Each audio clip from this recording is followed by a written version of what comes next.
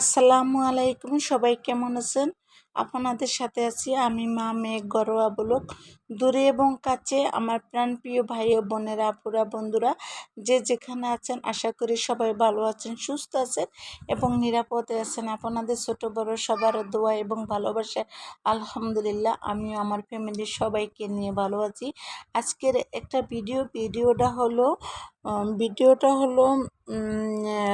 31 তারিখে, মে মাসের 31 তারিখের ভিডিওটা হলো খুশির ভিডিও, আনন্দের ভিডিও।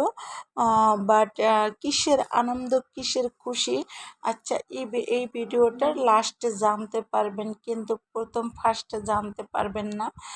প্রথম ফার্স্টে সবাই আমার সাথে থাকেন, সাথে থাকলেই বুঝতে পারবেন যে এত মিষ্টি কেক কিসের জন্য, তাই না? আর এত বাচ্চারা কেন, আর এত মানুষ কেন?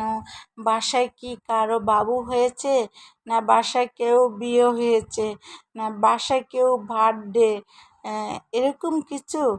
না, তাই না, এরকম কিছুই না। এখন দেখবেন এক এক করে শুধু মানুষ, মানুষ বলতে মেহমান আর মেহমান। আর দেখবেন যে খাওয়া দাওয়ার আয়োজন, এইটা হলো মে মাসের 31 তারিখে রাত্র, শুক্রবার দিন যে রাত্রের এই ভিডিওটা, ঠিক আছে? এই ভিডিওটা আসলে মানুষ খুশি অনেক কিছু করে, আনন্দে অনেক কিছু করে, বাট আবার দুঃখেও অনেক কাঁদে। কিন্তু আসলে এখানে সুখ দুঃখ মিলেই কিন্তু এই ভিডিওটা, ঠিক আছে? বুঝতে পারছেন? এই যে দেখেন এখন কেক কাটতেছে, সবাই এখন এক এক করে কেক কাটবে। আমার কিন্তু বাসায় অনেক মানুষ ছিল, কিন্তু সবাইকে ক্যামেরা বন্দি করি নেই। কারণ হচ্ছে সবাই বলতেছে যে না, ক্যামেরা বন্দি করতে না।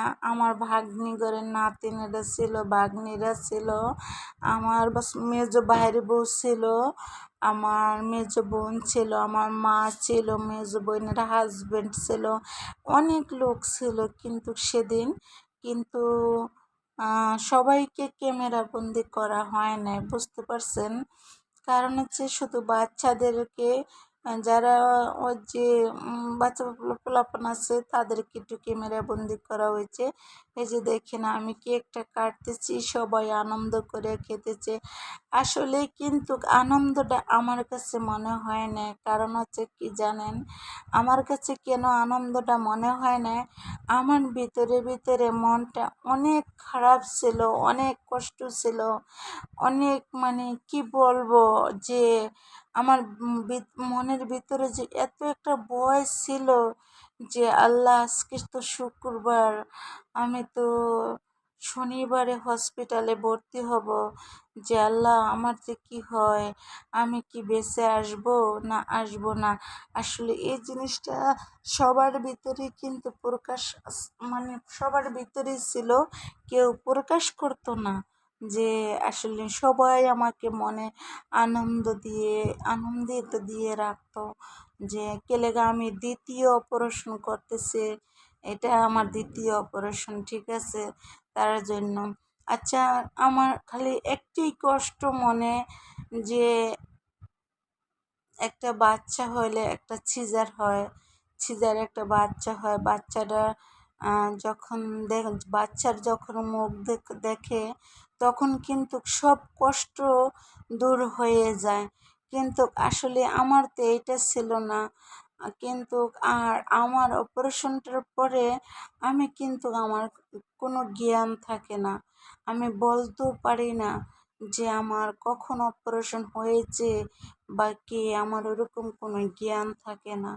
তাই সেজন্য আর কি আমার অনেক কষ্ট। আর যদি যেমন সিজারের পরে বাচ্চা দেখলে মা খুশি হয়, আর আমি তো আর খুশি এরকম হই না। আমি তো একের পর এক কষ্টই পেতেছি। যেমন আমার এইবার নিয়ে 2বার অপারেশন হয়েছে। এইবারেও জানি না আল্লাহ ভাগ্যে কি রাখছে, জানি না।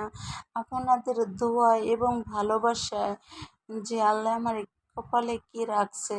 আমি কিন্তু আদৌ পেটের ব্যথায় কিন্তু চিল্লাইতেছি, আমার আদৌ পেটে অনেক ব্যথা। শুধু যে আমার অপারেশন করছে যে অপারেশনের ব্যথা তাই না, আমার শুধু পেটের ভিতরে ব্যথা সেই আগের মতো ব্যথা করতেছে। তাই সেজন্য আর কি মনটা অনেক খারাপ, ঠিক আছে। তাই সবাই আমার জন্য দোয়া করবেন, দোয়া করবেন। আর এই যে দেখেন এখন ক্ষীর আইসক্রিম খাইতেছে সবাই মিলে। সবাই আসলে সেদিনটা অনেক আনন্দ লাগছিল। যেমন আমার 31শে মে আমি রাত্রে এই ভিডিওটা ছিল জুন জুনের মাসের 1 তারিখে আমি ভর্তি হয়েছি, 2 তারিখে আমার অপারেশনটা হয়েছিল, ঠিক আছে। ঠিক আছে। তাই দেখেন সবাই কত সুন্দর করে আনন্দ করছে। আর আমার একটি ভাগ্য, আলহামদুলিল্লাহ, আল্লাহর কাছে শুকরিয়া আদায় করি। আমি প্রথমবার অপারেশনের সময় আমার সব আত্মীয় স্বজন আমার পাশে ছিল। ননসের হাজবেন্ড, ভাগনা, ভাগ্নি সবাই আমার পাশে ছিল, ভাগনা বউরা পাশে ছিল। কিন্তু আমার দ্বিতীয় অপারেশনের সময়ও আমার নানার বাড়ির আমার বাবার বাড়ির সব আত্মীয় স্বজন আমার পাশে থাকে। যখন পাশে থাকে আসলে একটু সাহস লাগে, মনে হইতেছে যে একটু সাহস লাগে। আর যখন যদি কেউ না আসতো তাহলে তো আমার অনেক ভয় লাগতো, মন অনেক ছোট লাগতো, মন অনেক খারাপ লাগতো, তাই না।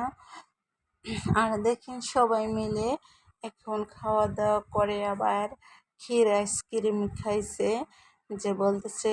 আর তখন তো একটু অনেক গরম ছিল, মানে গরমের ভিতরে খেতে তো অনেক ভালো লাগলো। সাথে আবার কি ছিল জানেন, তালের পিঠা। এই যে তালের পিঠা বানাইছি বলতে, এই সিজনে তালের পিঠা কোথায় পাইলাম, আমার ছোট ভাইয়ের শাশুড়ি দেশের থেকে তাল পাঠাইছিল, সেই তাল দিয়ে আবার আমার বোন আসছে মতো তালের পিঠা বানানো হয়েছে। ও আরও কথা বলে গেছিলাম, আমার কিন্তু ছোট ভাইয়ের বউ এখানে ছিল, তার ওয়াইফ এখানে ছিল আমার অপারেশনের সময়। বললাম না যে সবাই ছিল, সেজন্য আমার কাছে অনেকটা সাহস লাগছিল। জানি না আল্লাহ আমার কপালে কি রাখছে। আর এখন তো বলতেছে যে অবস্থা, শরীরটা অনেক খারাপ লাগতেছে। তাই এখন আমার ভাইগনারা বলতেছে এই ডাক্তার চেঞ্জ কইরা অন্য ডাক্তার দেখাইতাম, দেখানোর পরে পরীক্ষা নিরীক্ষা অন্য জায়গায় টেস্ট আবার করে যে কি রিপোর্ট আসে তারপরে যা করে করতাম।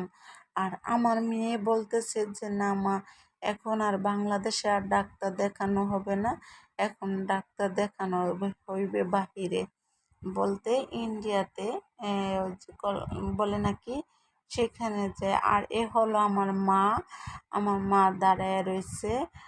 আসলে মেয়ে যতই সবাই আনন্দ করুক, মা বলে কথা, মার মন তো আসলেই অনেক খারাপ লাগবে। আর এ হলো আমার বড় মেজো ভাইয়ের বড় ছেলে।